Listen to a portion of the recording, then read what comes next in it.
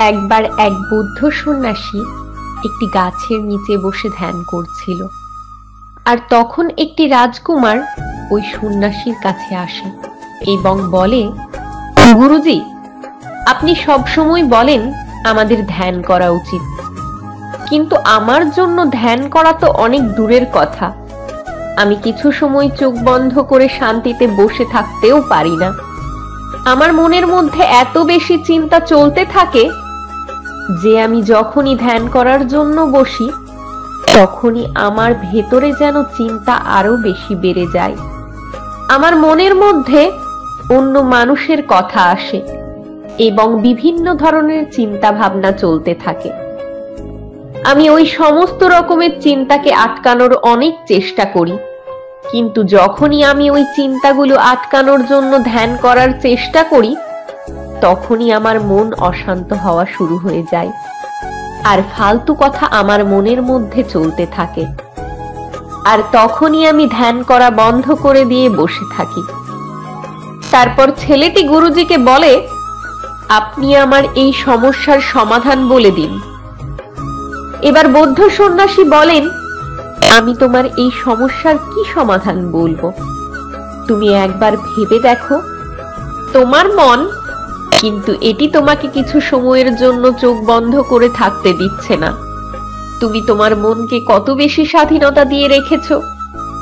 এরপর তখন ছেলেটি বলে, গুরুজি, আমি অনেক ভেবে দেখেছি, কিন্তু আমি আমার এই সমস্যার কোনো সমাধানই খুঁজে পাইনি, আর এই কারণে আমি আপনার কাছে এসেছি যেন আপনি আমাকে কোনো রাস্তা দেখাতে পারেন। এরপর গুরুজি বলে, ঠিক আছে, এখন আমি তোমাকে কিছু উপায় বলবো, আর যদি তুমি এই উপায়গুলোকে ছাড়তে পারো তাহলে তুমি তোমার মনকে নিয়ন্ত্রণ করা শিখে যাবে, আর তুমি ভালোভাবে ধ্যানও করতে পারবে।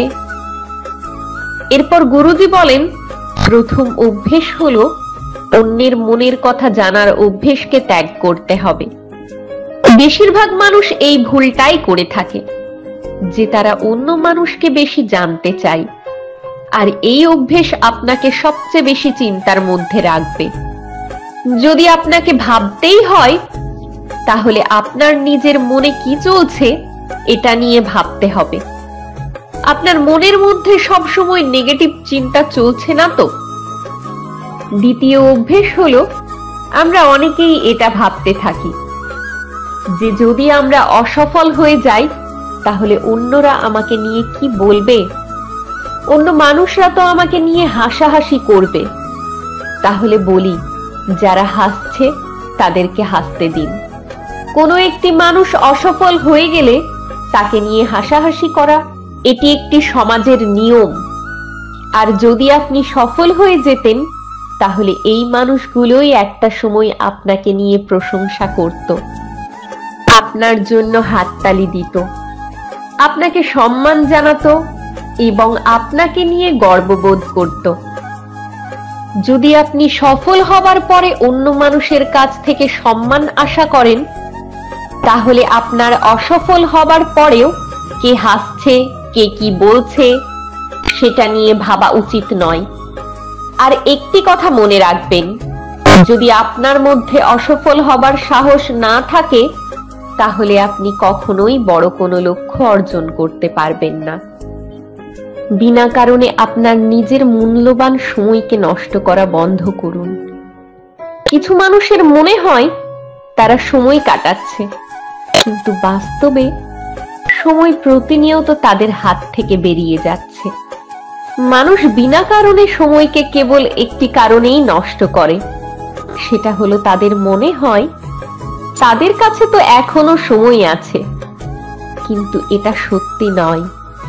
কারণ যে মানুষগুলো এই পৃথিবী ছেড়ে চলে গেছে তাদেরও এটাই মনে হতো যে তাদের কাছে এখনো অনেক সময় আছে, কিন্তু তারা বুঝতেই পারেনি যে কখন তাদের সময়টা শেষ হয়ে গেছে আর তারাই পৃথিবী ছেড়ে চলে গেছে।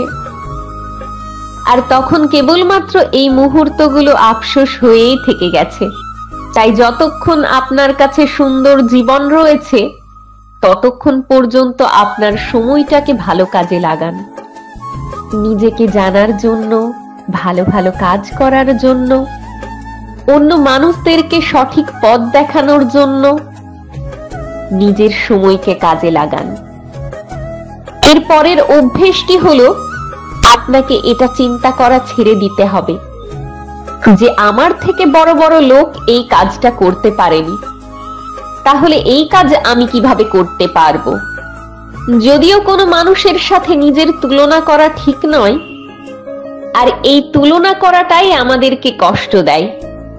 এই পৃথিবীতে প্রতিটা মানুষেরই পরিস্থিতি আলাদা আলাদা, প্রতিটা মানুষেরই চিন্তা ভাবনা আলাদা। তো কি হয়েছে যেটা অন্য মানুষ করতে পারেনি? হতে পারে সেই কাজটা আপনি করতে পারবেন, আর এমনটা হতে পারে যাকে আপনি আপনার থেকে বড় মনে করছেন, আপনি ভাবছেন সে হয়তো অনেক বেশি পরিশ্রম করেছে, অনেক বেশি কষ্ট করেছে, কিন্তু সে অতটাও চেষ্টা করেনি যতটা করার দরকার ছিল।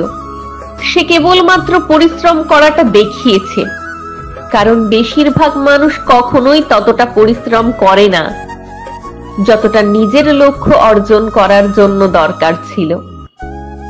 আর এরা অন্য মানুষের সামনে এটা দেখানোর চেষ্টা করে যে আমি তো অনেক চেষ্টা করেছিলাম, কিন্তু আমার ভাগ্যটাই খারাপ ছিল। তাই কোনো অসফল মানুষকে দেখে কখনোই এটা চিন্তা করবেন না যে আপনিও সেই কাজে অসফল হয়ে যাবেন। আপনি কেবলমাত্র আপনার সর্বোচ্চ দিয়ে চেষ্টা করুন, আর বাকি সবকিছু সময়ের ওপর ছেড়ে দিন। এরপর ওই বৌদ্ধ সন্ন্যাসী বলেন, যদি তুমি এই 4টি অভ্যাসকে ছেড়ে দিতে পারো, তাহলে তোমার মন একদম শান্ত হয়ে যাবে, আর এরপর তুমি যেমন ভাবে চাইবে তেমন ভাবেই তোমার মনকে কাজ করাতে পারবে। এরপর এটা বলেই ওই সন্ন্যাসী শান্ত হয়ে যায়। তারপর রাজকুমার ওই সন্ন্যাসীকে ধন্যবাদ জানিয়ে সেখান থেকে চলে যায়। আমাদের কখনোই এটা চিন্তা করা উচিত নয় যে অন্য মানুষেরা আমাদের সম্পর্কে কি ভাবছে। যদি আমরা কোনো কাজ করতে গিয়ে অসফল হয়ে যাই, তাহলে অন্যরা আমার পিছনে হাসাহাসি করবে না তো? এছাড়াও আমাদের জীবনের মূল্যবান সময়কে আমাদের কখনোই ফালতু কাজে নষ্ট করা উচিত নয়। আর আমাদের কখনোই এটা চিন্তা করা উচিত নয় যে কোনো এক মানুষ কোনো কাজ করতে পারেনি, তাহলে আমিও সেই কাজটা করতে পারবো না। যদি আপনি সঠিকভাবে আপনার সর্বোচ্চ পরিশ্রম দিয়ে কোনো কাজ করেন, তাহলে কোনো কাজই অসম্ভব নয়। আমাদের এই ভিডিওগুলি কেমন লাগে তা অবশ্যই কমেন্ট করে জানাবেন। সবাই ভালো থাকবেন, আবার দেখা হবে।